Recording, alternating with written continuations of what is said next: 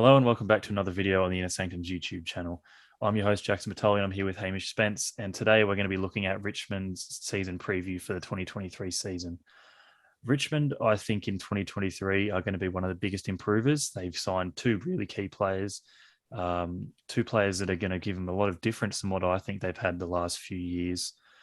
And, I think they've lost a couple, but they've got a lot of youth. They've got some injuries that I think they've sorted out, and there's a lot to look forward to in 2023.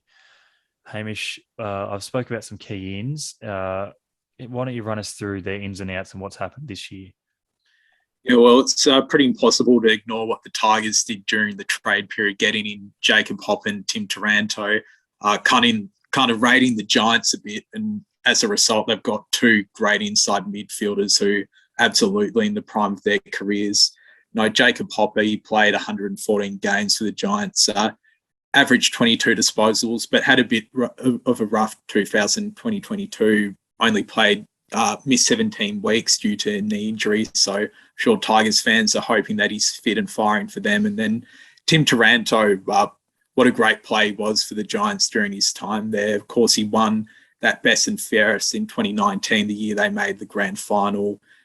Averaged 23 disposals over his 114 games there. And I think he's going to be a really good move, not only for the Tigers, but for him to kind of get a bit of a refresh towards the end. He was almost trying to fill in for Toby Green a bit while he was out suspended, playing a bit more of a forward role. But I think when you look at his numbers, his contested possessions, rate of 41%, which is elite for players. I think he is a true inside midfielder. And as you touched on earlier, Jackson is going to offer them a point of difference. So I think two big additions for the Tigers, though. They lost Shane Edwards, a legend of the club, over 300 games, three-time premiership player.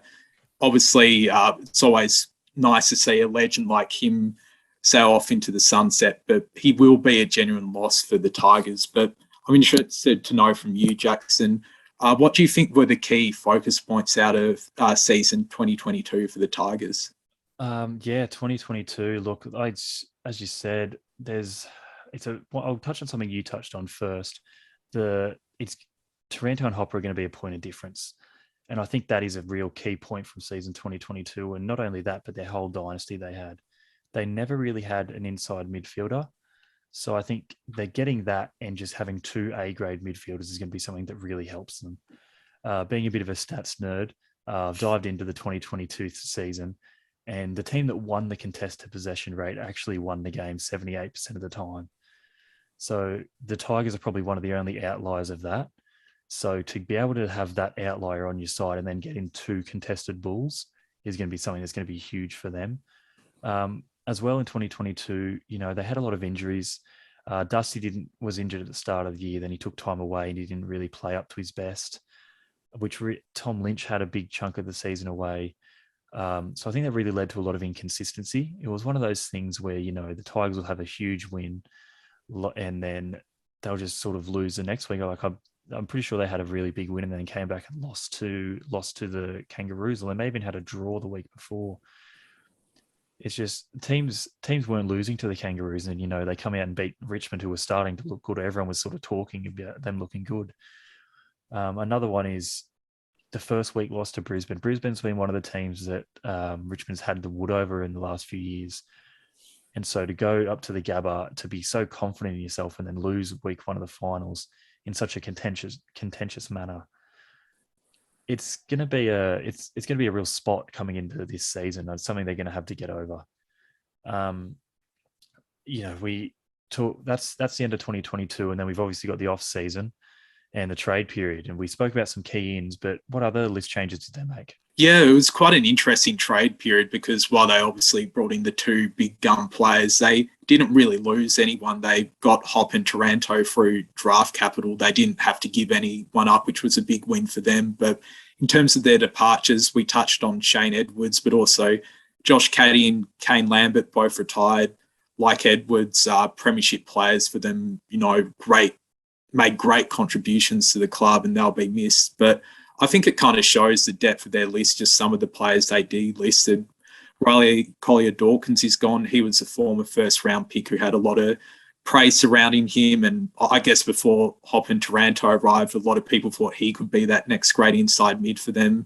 Also, some other players like Sydney Stack, Jake Hartz, who left, who at times looked like really good players for Richmond, but unfortunately for them, just weren't able to make it at the Tigers in the end. So I think it just shows the depth of their list that they were able to retain a lot of their players and actually delisted players who had shown quite a bit for them over their years of service at the club. But I guess the one negative from giving up a lot of picks for Taranto and Hop is they had a bit of a smaller draft this year, Jackson. So what kind of players were Richmond able to bring in through the national and rookie draft?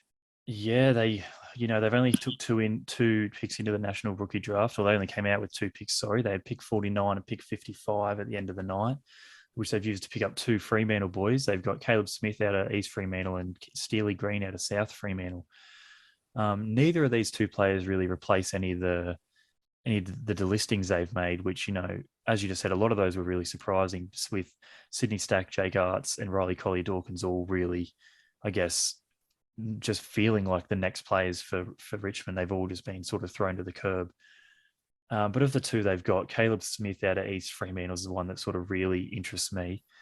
He's mainly a defender, but standing at 180 centimeters, he's a swingman. He's not too tall, but he's tall enough to be able to play above his size.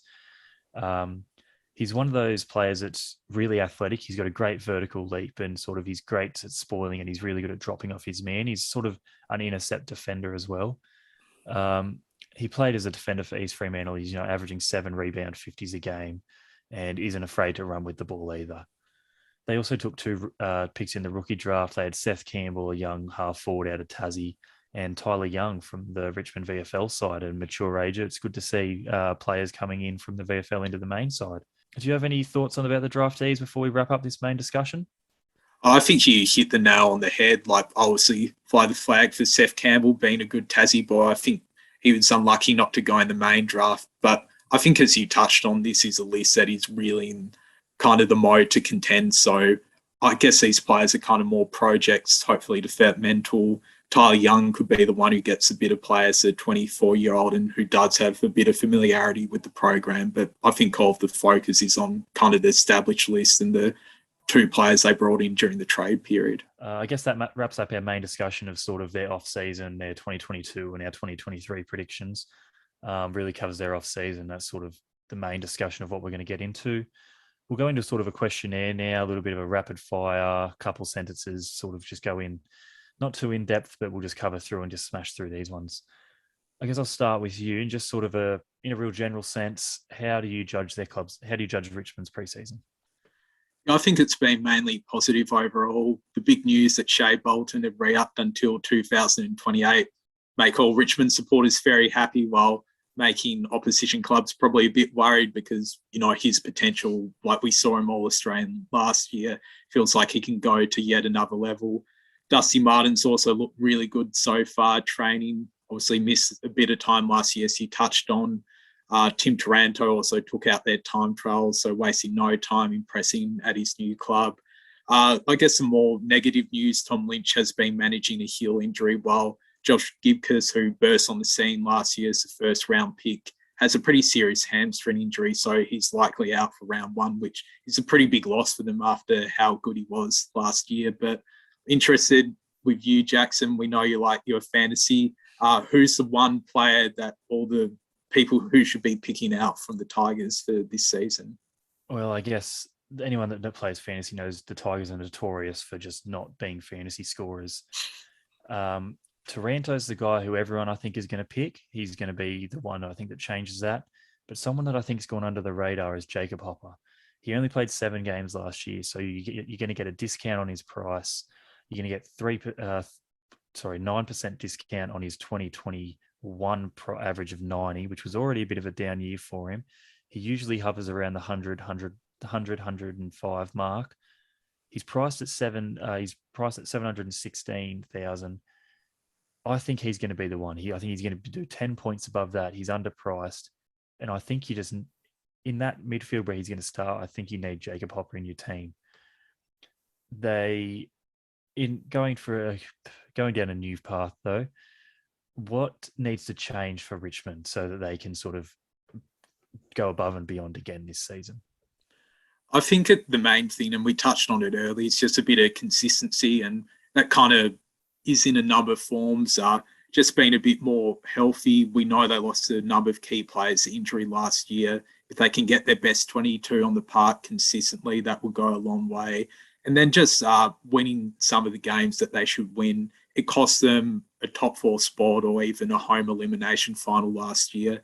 I think if they want to put themselves in the best position to succeed, they just need to be consistent week in, week out. They do have good depth if injuries strike again, but I think just setting themselves up as best as possible to be premiership contenders once again. But I'm interested in your opinion, Jackson. What should we be excited about Richmond next year? Because it certainly feels like they're going to be a major factor in the premiership race. Yeah, exactly what you said, mate. They're going to be a major factor in the premiership race. And I know, neither of us are Richmond fans. I'm a Swans man myself. But there's just something about a packed MCG. There's just something that's different about footy when Richmond are up and about. Don't ask me this question again in round 12 when they're top of the ladder, because I'll tell you I can't wait for them to be down the bottom.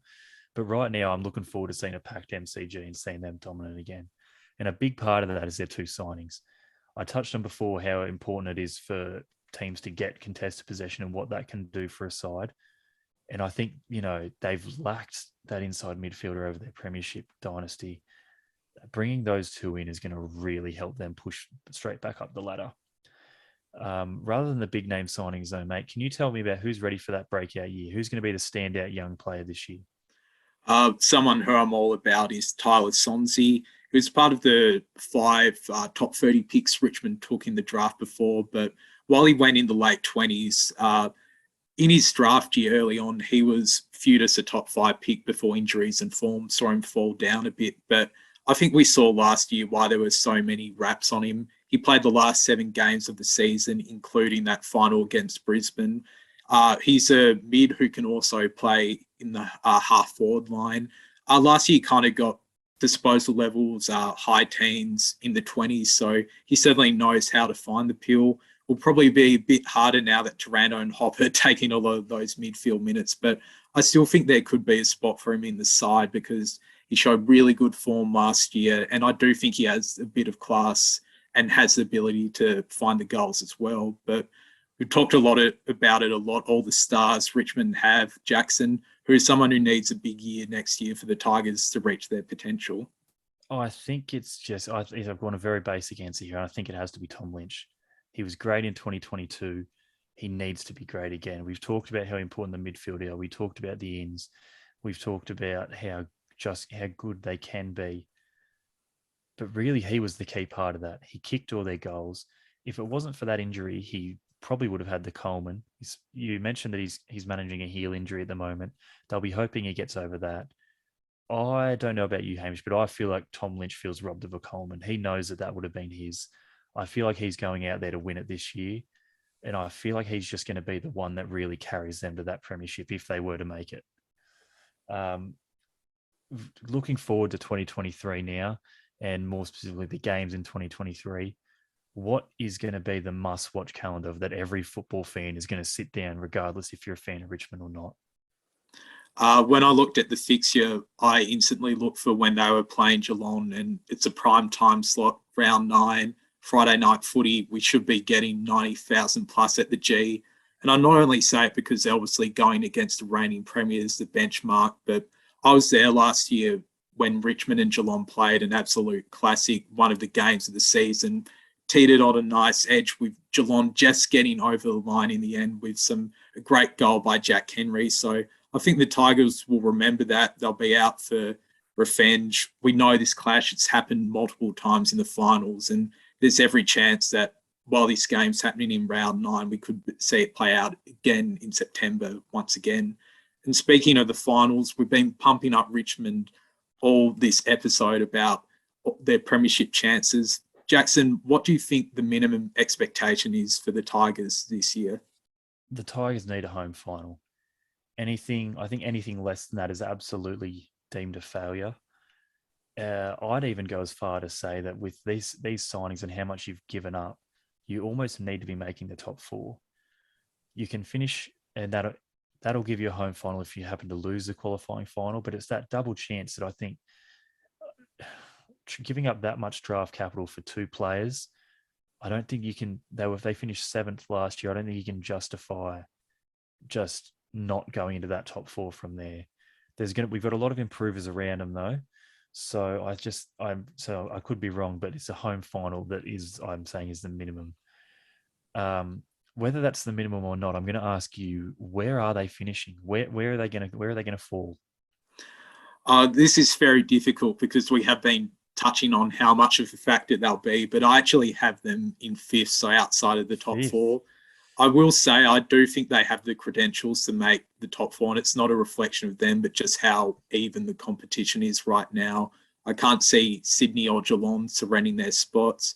I think one of the only clubs who had a better off-season than the Tigers was Brisbane. They'll be keen to get back into that top 4 equation once again. I'm sure Collingwood don't want to give up their spot too easily. Fremantle, another team in that kind of low bottom tier of the 8 who will be pushing their chances for a top 4 finish. So I think, as he said, a home final, whether it be through finishing top 4 and either getting a home prelim or home semi, or in this scenario having a home elimination final, I think it's a must, because I'm sure they reflected on last season having to go up to the Gabba, play Brisbane there. We know how big the Tiger Army are and how influential they are on this team. So I think 5th is a good spot for them to finish. And I think there's every chance that they could go all the way from there, because we know with this team, all the talent they have and their history, that they know how to get it done in September. But that was our last question. That's everything we wanted to cover for the Tigers for 2023. It's going to be a big year down at Punt Road. I've been Hamish. This has been Jackson. Thank you very much for joining us. We've got a lot of season previews rolling out on the Inner Sanctum, so make sure to subscribe to the YouTube channel and check out all our other thoughts on how the other clubs are going to fare in 2023.